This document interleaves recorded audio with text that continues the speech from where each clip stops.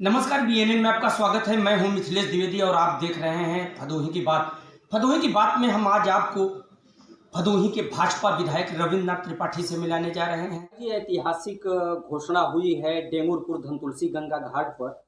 कल deputy CM ने आपकी मांग पर घोषणा किया, फाइल पहुंच चुकी है ऑफिस में, क्या कहेंगे?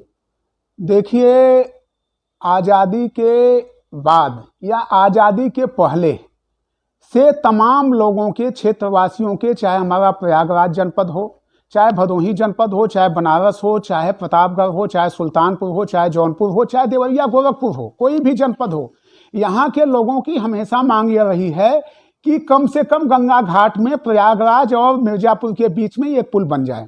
उसी के तहत जब भारतीय जनता पार्टी की सरकार उत्तर प्रदेश में बनी तो हमने माननीय महाराज जी को पत्र लिख करके और माननीय उत्तर प्रदेश के यशस्वी उप मुख्यमंत्री श्रद्धेय प्रमादरणीय केशव प्रसाद जी को पत्र लिख करके उनको ये बातें अवगत कराने का काम किया। और जैसा कि आप जानते हैं कि मैंने कई बार कोनिया क्षेत्र में जाने का काम किया, तो एक वो कहावत भी है देसी में कि जिनके पैर फटी न बिवाई, क्या जाने पीर पढ़ाई। मैंने जब देखा, वहाँ के दर्द को देखा, वहाँ के लोगों की असुविधाओं को देखा, और मैं भी जब जाता हूँ उधर से तो मैंने देखने का काम किया कि ये क्षेत्र बहुत ही ज़्यादा उपेक्षित है। तो मैंने इस पर तुरंत निर्णय लिया और उस निर्णय के अनुसार माननीय उत्तर प्रदेश के उप मुख्यमंत्री केशव प्रसाद मौर्य जी ने एवं उत्तर प्रदेश यशस्वी मुख्यमंत्री श्रद्धेय प्रमादरणीय योगी आदित्यनाथ महाराज जी ने हमारे लेटर पे तुरंत इन्होंने प्राकलन आंगन मंगवाने का काम किया। और उस आंगन को मैं लेकर के लखनऊ गया। लखनऊ में वहाँ पे जब इनके कार्यालय में गया तो उसी समय से कार्रवाई चल रही थी। इस बात का मैंने, चाहे ब्लॉक प्रमुखों के सम्मान की बात हो, ब्लॉक प्रमुखों की शपथ की बात हो, जिला पंचायत अध्यक्ष की शपथ की बात हो, या जिले का कोई कार्यक्रम रहा हो, तो उसमें मैं हमेशा कहता आ रहा हूं कि डेंगुरपुर घाट का पुल बहुत ही जल्द बनना शुरू होगा। सोशल मीडिया पे आप लोग निकाल करके देख भी सकते हैं कि ये बातें मैंने कई बार बोल चुका हूं कि डेंगुरपुर घाट पे पुल बहुत जल्द बनेगा।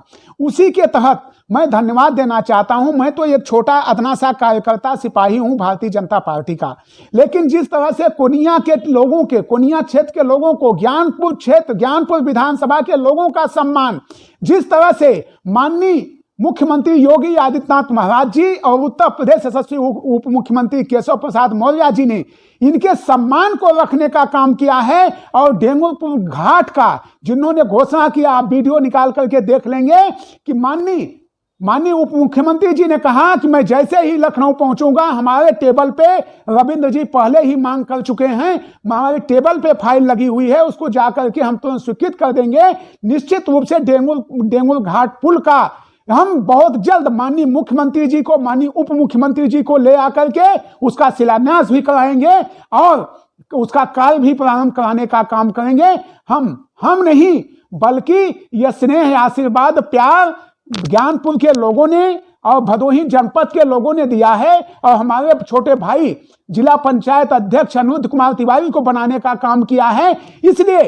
इसलिए नैतिक दायित्व और कर्तव्य भी हमारा बनता है कि जनपद भदोही में कहीं एक भी समस्याएं न रहने पाए। उसी के तहत ये घोषणाएं की गई हैं। निकाल लीजिए पीडब्ल्यूडी से लिस्ट आप रोडों की, 200 से अधिक रोडों का काम हमने केवल भदोही विधानसभा में कराने का काम किया है। तो यहाँ पे ज्ञानपुर में तो कभी कोई काम हुआ ही नहीं है। आज भारतीय जनता पार्टी के लिए जो लोगों ने स्नेह, आशीर्वाद अपना दिया, और निश्चित रूप से जिस तरह से माननीय उप मुख्यमंत्री जी ने यह कहने का काम किया है कि मुझे भदोही की तीनों सीट भारतीय जनता पार्टी के खाते में जानी चाहिए, उसी के तहत मैं स्पष्ट कर देना चाहता हूं कि यहाँ की जनता अब लालायित है, और माननीय उत्तर प्रदेश यशस्वी मुख्यमंत्री श्रद्धेय प्रमादरणीय योगी आदित्यनाथ महाराज जी को दोबारा मुख्यमंत्री बनाने के लिए कोई भदोही जनपद में लड़ाई में कोई पार्टी है ही नहीं है। आप गांव में जाइए, गलियों में जाइए, जो विकास हुआ है, जो विकास की गंगा बही है यहाँ भदोही जनपद में, उसके तहत भारतीय जनता पार्टी को तीनों सीट भारतीय जनता पार्टी की झोली में यहाँ की जनता देने के लिए उतावली है। और यही कारण था कि आपने देखा आजादी के बाद ऐतिहासिक जनसभा, ऐतिहासिक रैली अगर किसी की हुई तो उत्तर प्रदेश यशस्वी मुख्यमंत्री श्रद्धेय परमादरणीय योगी आदित्यनाथ महाराज जी की हुई, जो 24 तारीख को यहाँ ज्ञानपुर की धरती से महाराज जी ने मेडिकल कॉलेज की सौगात दिया, सफाई कर्मियों को वहां पे नियुक्ति करने का आदेश दिया और जनपद के हॉस्पिटल को बनाने का आदेश किया। ये सारे काम शुरू होने जा रहे हैं। जनपद वासी आज अपनी पलकों पे बिछा करके भारतीय जनता पार्टी को और उत्तर प्रदेश के मुख्यमंत्री, उत्तर प्रदेश के उप मुख्यमंत्री श्रद्धेय परमादरणीय इन लोगों को लिए हैं, अपनी पलकों की आंखों पे बैठाए हैं लोग, और निश्चित रूप से हम तीनों सीटें जीत करके भारतीय जनता पार्टी की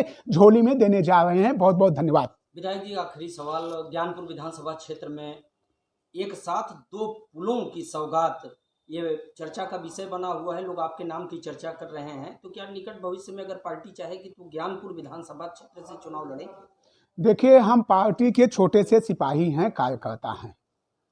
हम लोग 1900 जब जनसंघ के जमाने से अपने हाथ पे दीपक रख करके हम लोग प्रचार प्रसार करने का काम करते थे। आप जानते भी हैं, कई बार हमने विधानसभा में संयोजक के रूप में काम किया। लोकसभा 2004 में हमने माननीय वीरेंद्र सिंह मस्त के लोकसभा का चुनाव का वहां संचालक बनकर के काम करने का काम किया।